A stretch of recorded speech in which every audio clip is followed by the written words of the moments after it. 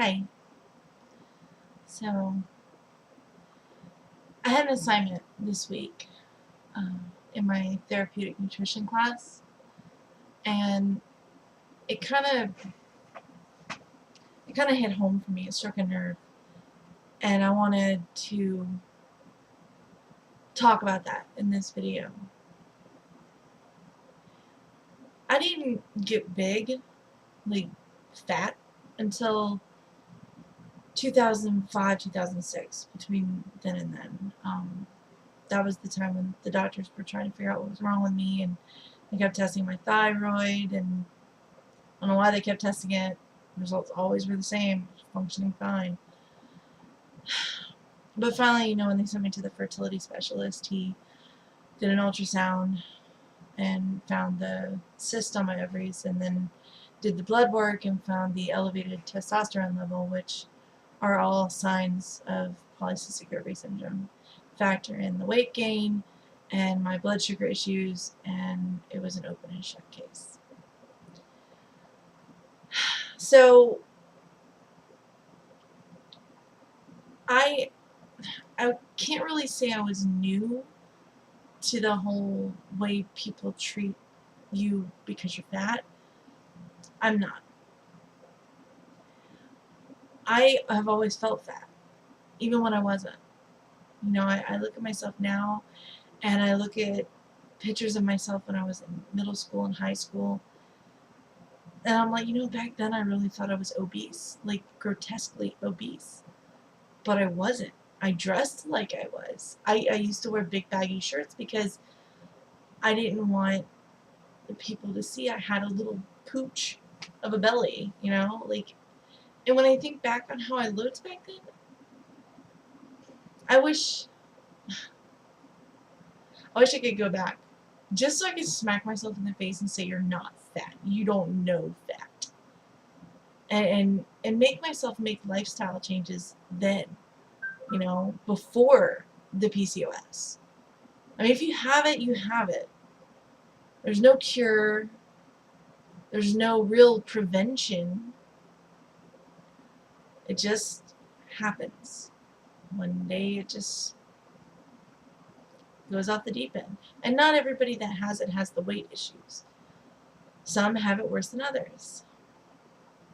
My doctor told me that only about 1% of people that have PCOS have really rapid and massive weight gain or loss. Of course, I would be in that 1% because that's just the story of my life. It's like when I was a kid and I got that stupid allergy test where they put the drops of things on your skin, and then they scrape you with those needles, and it sounds as yeah, it was pretty horrifying. It took a lot of nurses and doctors and my mother to hold me down just to get it done. I was a kicker. But this article that we read for the discussion part of my therapeutic nutrition class, it talked about the stigma of fat people in the US and the world, really. I mean, the way fat people are viewed, the way we're treated, the discrimination we see all the time. And it brought up some old memories of, my dad when I was a kid. I could have gone days without eating, but if he saw me eat something, it was always, do you really need that? Or, is there enough for everybody? Or we'd be sitting at dinner, and the food would be scattered around the table. There'd be some by everybody, pretty much. But he would want whatever's next to me, and he'd ask me for, not even ask me for it, he would demand I give it to him as if I was like holding it hostage or hogging it or something. And I used to think my dad meant well, he just didn't. Well, when I got older, I thought he meant well, he just doesn't know how to say these things in the right way. But now I don't think that. My father doesn't care. He never has. I know he watched his family get bigger around him, and his dad died in 2002, 2003, so around there.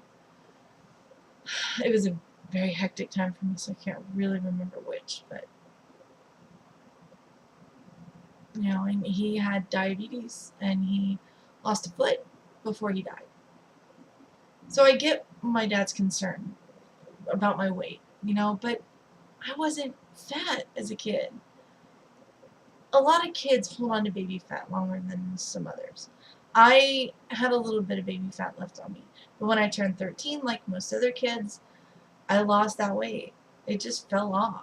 It felt like I woke up one day and I was just skinny, and I felt good. But my older sister and my dad constantly made me feel fat and disgusting, to the point where I could barely stand to look at myself when I took a bath or a shower or changed my clothes. So I just wore baggy clothes because I felt better.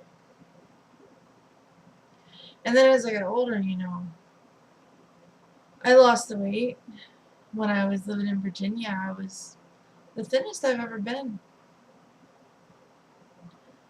I felt really good. I could fit in these t-shirts that now I look at them and it's like I'm looking at Barbie clothes. And I'm like, how did I ever fit into that? And I'm going to get back to that again. I know I will. Because I'm going to work for it. And nothing in life worth having is easy to get. It just isn't. So I'm going to fight for it.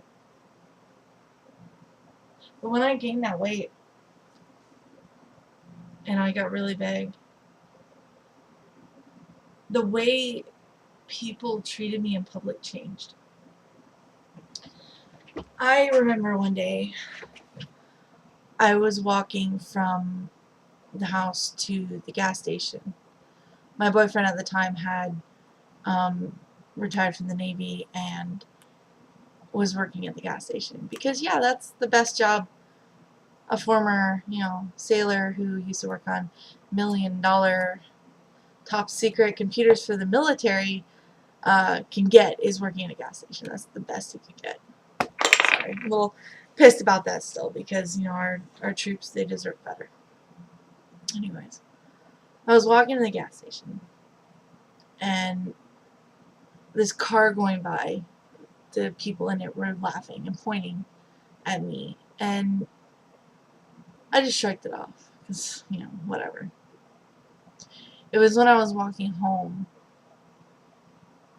and this guy and this girl leaned out of a car as if they were going by me, and the guy threw food at me, and the girl yelled, "Eat it up, fatty," and I try not to let the comments and the looks of other people get to me, but there's some days, there's some comments that just, and I was in such a bad place. I had gained so much weight, and I was the biggest I'd ever been in my life, and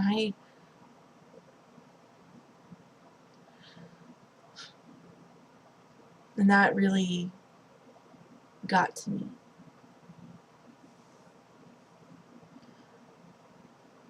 And there have been times when I've gone to a gym and had people make fun of me there. Like, look at that fat person. Why are they in a gym? To get healthy. And honestly, I've had people make fun of me at the gym. I've heard people walk by while I'm on the treadmill and say, "Oh God, I hope she doesn't break it." And it kind of puts you off on going to the gym. And people wonder, why bigger people don't want to go to the gym. And it's not always because we're lazy. Because I'll admit, some fat people are lazy. I can be pretty freaking lazy sometimes. Even when I was skinny, I can be lazy. But it's also the judgment, the looks, the snickers. I don't think people really realize the harm they do. I crack jokes all the time. Most of them directed at myself, because if you can't laugh at yourself, you should not laugh at anybody else. But I know the line. I know where to draw the line. And I think that if people just stopped and thought before they said something, before they picked on that person for being gay or fat or too skinny, or that girl who hasn't quite developed as much as the other girls her age, or who developed too early, or who has braces, red hair, acne. If we just stop and we think, how would we feel if it were reversed? And I know people have been saying this for a long time, and everybody's going to be like, oh, it's never going to change. But you know what? It needs to be said.